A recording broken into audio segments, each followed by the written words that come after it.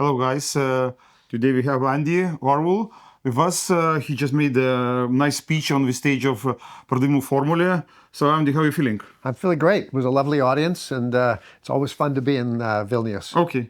It looks so really nice. I would like to have such here in your, as will be some old. Well, it's gray, so there's a dead giveaway, but at least it's there. So Okay. So I understand you not first time in Vilnius. No.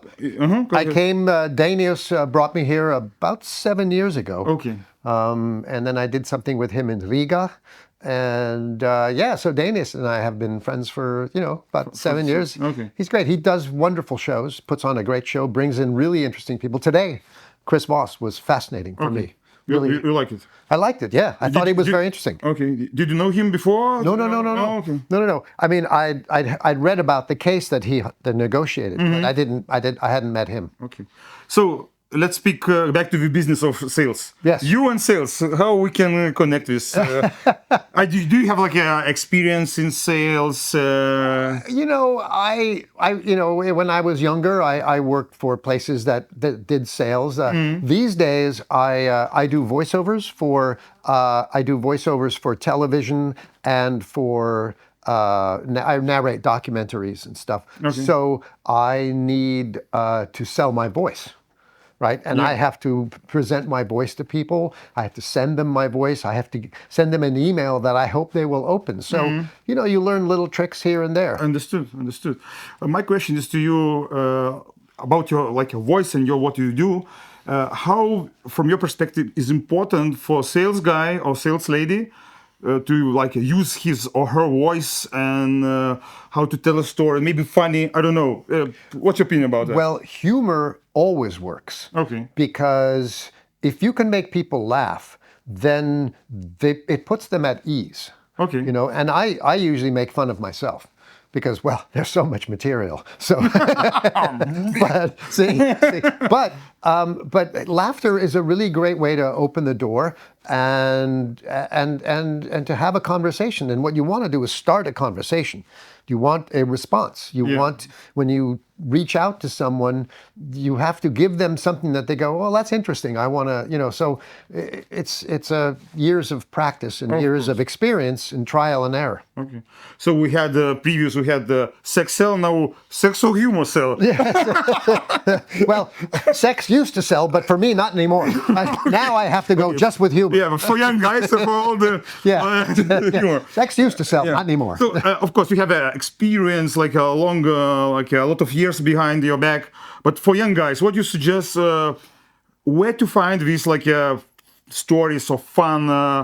How to deal with that, or you need to create it? How you do it? Sort of need to create it, but you need to sort of work in your comfort zone, right? You need to know, first of all, you need to know what you're selling really well. Okay, you need to understand top to bottom. Okay. Because if there's a question, you have to be able to answer it immediately. That's very important. You have to know your product. You have to know the customer's need. And a lot of times the customer doesn't even know he has a need. Okay. Right? So you have to be good at, first of all, doing your research, know what the prospective client, know what they will do, know what they will want, and offer it to them and make it seem as if it's their idea that they want it. Okay. That's selling without sale, actually. Exactly. Yes. Well, hard-nosed sales on the nose. Yeah. It's like we talk about jokes in the comedy business, and we don't do comedy on the nose. Okay. We do things. We do comedy sort of so that you don't expect the punchline. Okay. Yeah. And sales should be kind of like that too. It's like you're not expecting what's coming at you, and it keeps it interesting. Okay. So I heard you said humor, open the doors. What about humor in the second part of our conversation, like a sales conversation, or it should be reduced to the minimum, or you should keep going with? Every person is different. Okay. Every person has a different tolerance level of humor, and the more you work in business, the more you learn to read people. Reading people is really important. You have to say, okay, I can kid with this guy to a certain point. Okay. You know, I can do this, but but you can also know, it's like working with an audience, and suddenly you're working blue. And blue in comedy means we're working dirty, right? Right? Blue means working dirty. Okay. So when you do some blue, the audience will turn on you. So you have to know right away, okay, I can't go there. Okay. And that's the same with when you're talking with a client. Okay, understood. So, where you get your inspiration for these kind of stories, like family? I read the newspaper. Okay. The old ones, like in paper. Well, they're so hard to find these days. But no, I do a lot of politics in my comedy. Okay. And so I just see things, and I try to find the absurd and the silliness, and because men are silly, men will give you plenty of information. Okay. Men and their egos will give you plenty of. So a lot of clay to work it on. Yes. Oh my God. Yes. Especially these days. Good. So thank you that you're here. Actually, you spice up my life today. Well, thank you so much for having me. Yeah. So of course, a big thanks for Danius.